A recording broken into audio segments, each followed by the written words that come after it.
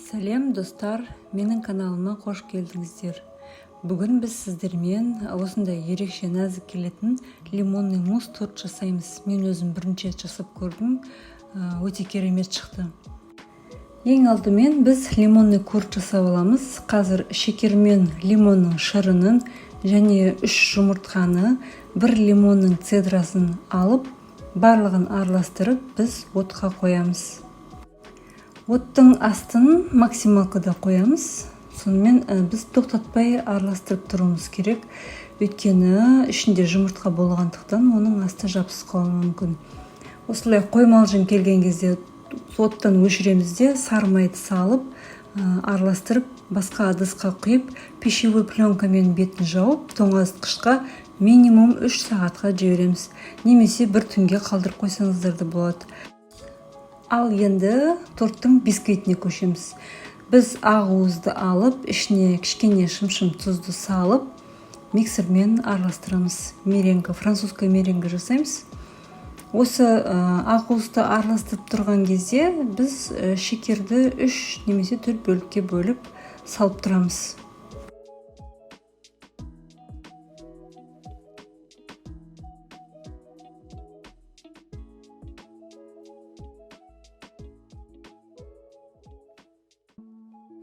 Енді үстіне жұмыртқаның сарысын салып, тағы да араластырамыз.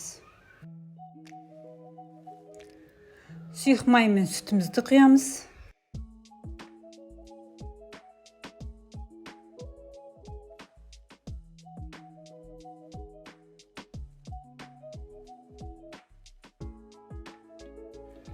Сосын 2 лимонның цедрасын саламыз.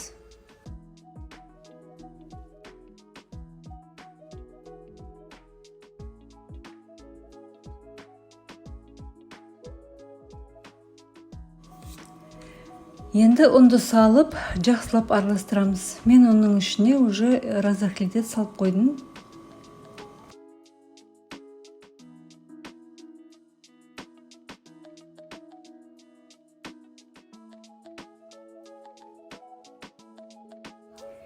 Менде форма диаметрі 18 см, осылай екіге бөліп пісіріп аламыз.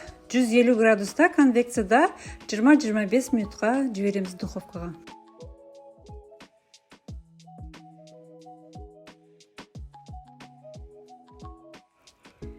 Бисквиттеріміз дайын болды, оларды кесіп екіге бөліп алдық. Енді біз креміне кірісеміз. Ең алдымен желатинмен үстіне суды құйып, оны тоңазытқышқа жібереміз. Енді сливки мен қант ұнтағын алып, біз толықтай крем жасап алғанша миксермен араластырып аламыз, жақсылап.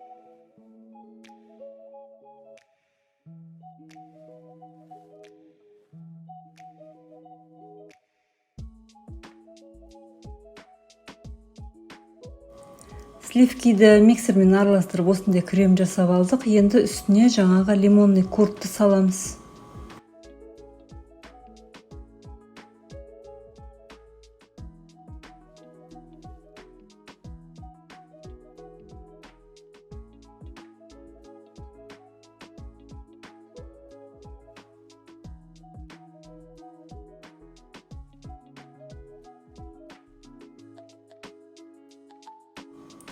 Ал енді торттың сборкасына кірісеміз.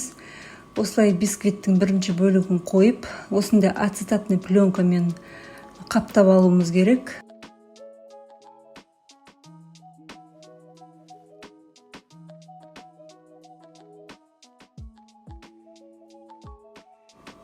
Тоңазытқыштан желатинімізді шығарып, микроволновкаға ертіп аламыз да, жаңағы муссқа құямыз. Сонымен жақсылап араластырып, сборкасына көшетін боламыз. Мен кремді таразының көмегімен осылай 3 бөлікке бөліп алдым. Тортымызды жинап болған соң, бетін пищевой пленкамен жауып, тоңазытқышқа 1 суткіге немесе 8 сағатқа жібереміз.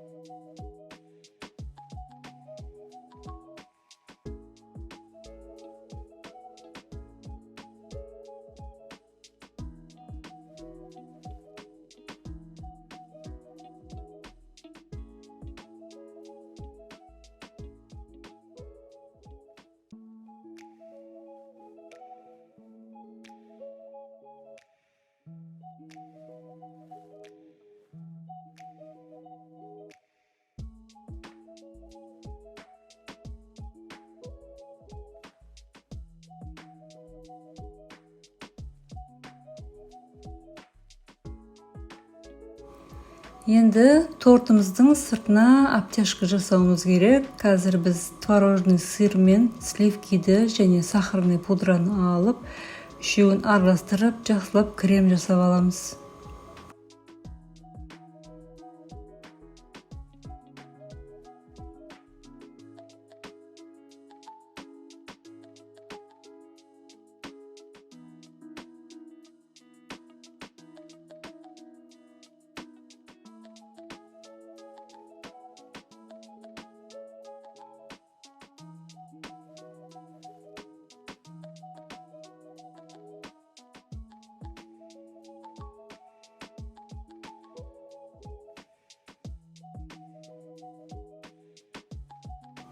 Дайын болған кремімізді осындай кондитерский мешокқа салып аламыз.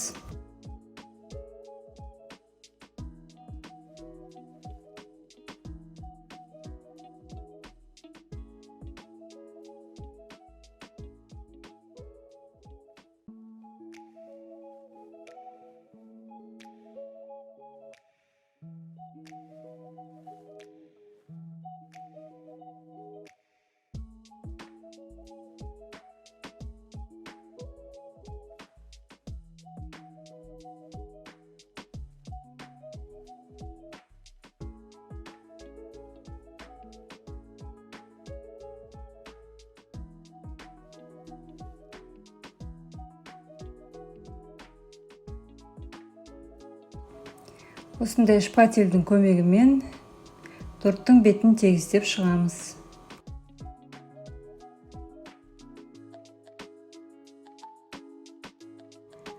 Ал енді тортты қалағандарыңызша әрлесеңіздер болады. Мен кремнің кішкене жарты бөлігін алып, пищевой красительмен краскілеп алдым да, осылай әрледім.